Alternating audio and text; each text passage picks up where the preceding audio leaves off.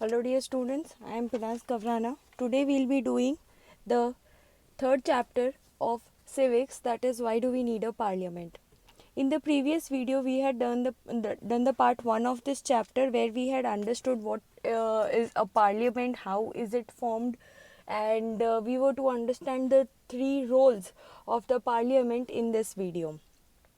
Let us begin with it. So, the three basic roles of a parliament is to select the national government. Second role is to control, guide, and inform the government.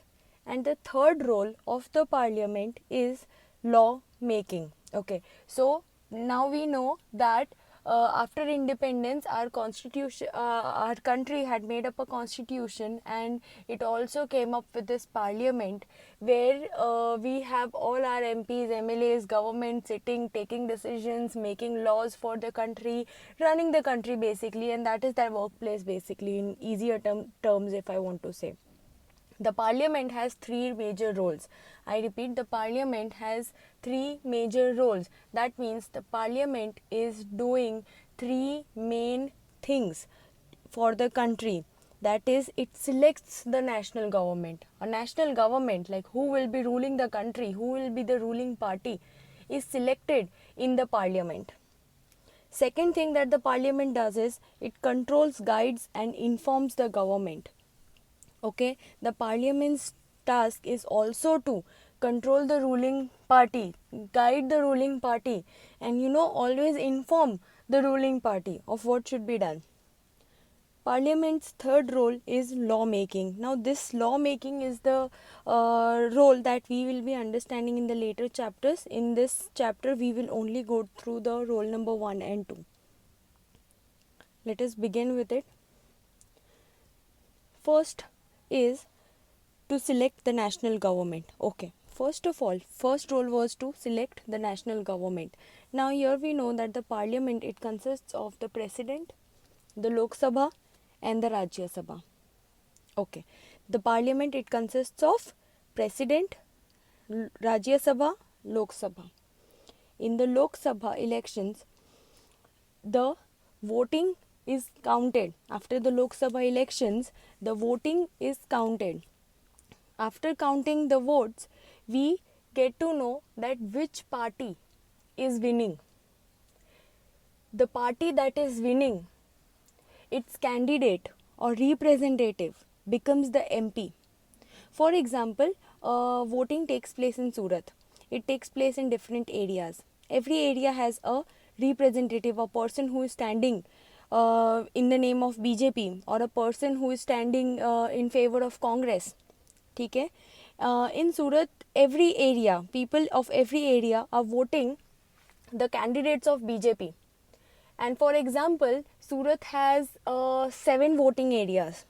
So 7 candidates of BJP will be selected after the election. These candidates, they become the MPs, and they are placed, they go and sit in the parliament. Correct? So this is for just as how you people give your examination. When you pass, you go and sit in the next class. Okay, in the higher class you get a seat over there. If you do not pass, you will be sitting in the same class. Okay, you will not be promoted to the next class. Same way, these candidates, when they contest elections, they win and they become the MP and they sit in the parliament. That is their achievement. Now, after Lok Sabha elections, MPs in the parliament belong to each political party is counted. After the MPs, they get their seat in the parliament, the number of MP belonging to a particular group is counted.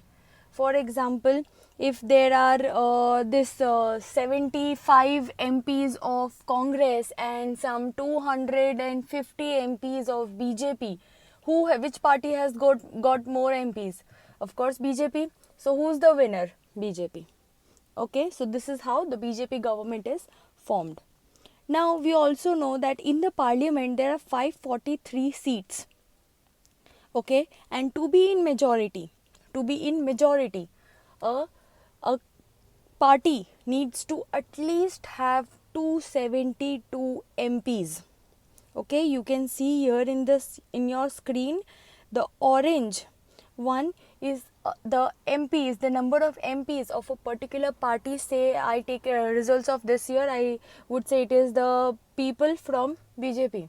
Okay, and this blue, red, dark blue, green, orange, maybe whatsoever color, other colors is all the other parties.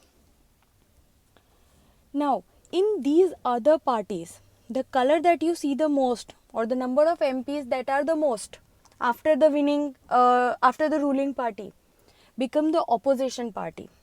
For example, the highest number of votes was had by BJP in our example, 250 votes. Then it was Congress which had got 75 votes. Then we have other parties also, but they did not get that much of Congress.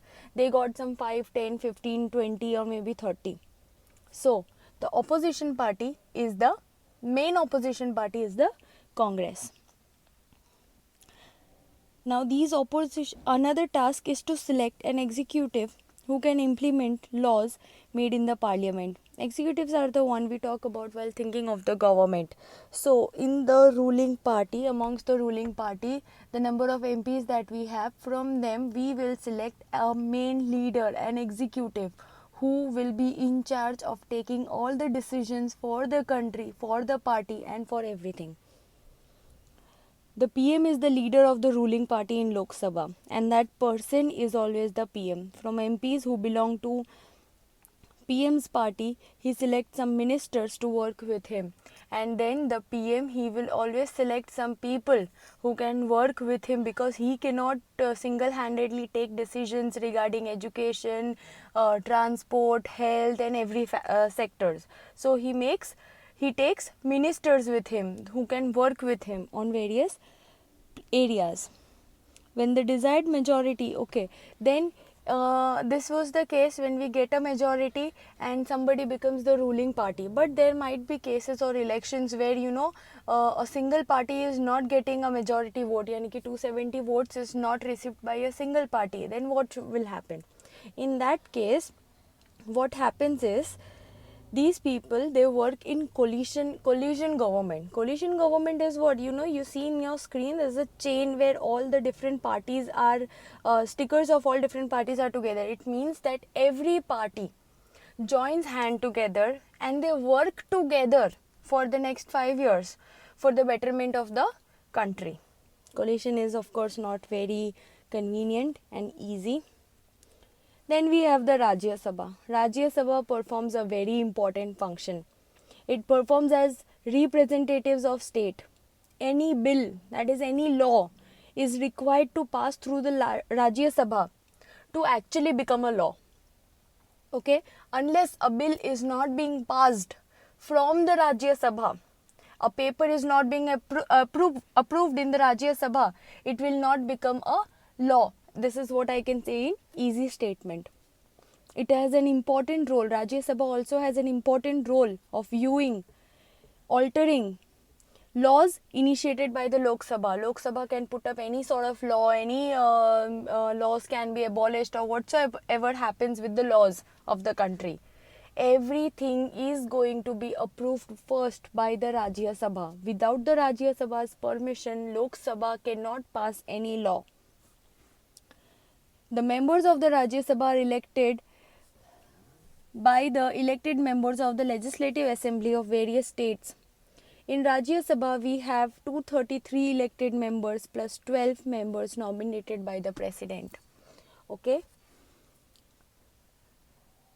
So this is the 233 members of Rajya Sabha. Our Lok Sabha had 543 members. Rajya Sabha has only 233 members, out of which 12 is always nominated, plus 12 that is nominated by the President. In the Rajya Sabha also, to have a majority, we should almost have 115 or so votes. Okay. Second role of this parliament is to control, guide and inform the government. Now, how can the parliament control, guide or inform the ruling party? How? Okay, so for this they conduct an question hour. In this question hour, this is very simple. In our classes also we conduct this question session, right, where the teacher is always going to ask you about what you people had done in the previous day, in the previous class, an oral test. So this question hour goes on in the parliament also. Through this question hour, MPs give information about the working of the government. The parliament controls the executive. Government gets altered and knows the opinion of the people. The opposition party highlights the drawbacks in policies of government and tries to gain support for his policies. In matters dealing with finances, Parliament's approval is always very important. MPs, as representatives of people, control, guide and inform the Parliament, which controls, guides and informs the government. Okay, so in this question hour, what happens is everyone from the opposition party or other parties, they are always raising questions. In Hindi we say that they are always raising muddas. एक नए नए मुद्दा ये लोग raise करते हैं. Why do they raise these muddas or questions? Is because they want the ruling party's attention to go to the important things that is going on in the country. Okay, if nobody is raising such mudda or nobody is raising such question, that the ruling party will never come to know of what is wrong going on in the country and what needs to be changed or what needs to be altered. Okay, so to alter a lot of things, to guide a lot of things, to control a lot of things, question hour is conducted. This is the most important duty of the parliament. Next is law making, that we'll understand in the next chapters that are coming. The next topic in your textbook was who are the people in the parliament. Now you have understood who are the people in the parliament. It is the president, okay, it is the Lok Sabha MPs, okay, it is the Rajya Sabha MLAs, it is all these people. But who else are here? Like, how can I particularly address the people sitting in a parliament? Okay, these are the peoples, like these are the peoples from different backgrounds, like rural or regional areas. Group of people unrepresented till now are getting elected in the parliament. These are the people. This one, he is an Dalit leader. Okay, this one, he is an other backward class leader. Okay, so these are the people, these are the sections of our country, the weaker sections, the SC, the ST, OBCs and many other weaker sections. These people, they were never being identified, but now they are being elected in the elections and they are also having a chance to go and sit in the parliament. Okay, there is an increase in the political participation from Dalits and OBCs. It is also important to give representation majority to communities those have been marginalized all these years, like the SCs, the STs, OBCs. Reserves for women is also now suggested. 60 years ago only 4% of the women, and now which was increased to 9% of the women as MPs in the parliament. But if I talk about the current scenario, the women percentage has risen to 33% in the parliament. Okay, this is quite sufficient, but is it all that we wanted? No, we want still more. We want to be completely equal and better. With this, we are done with the chapter. Thank you.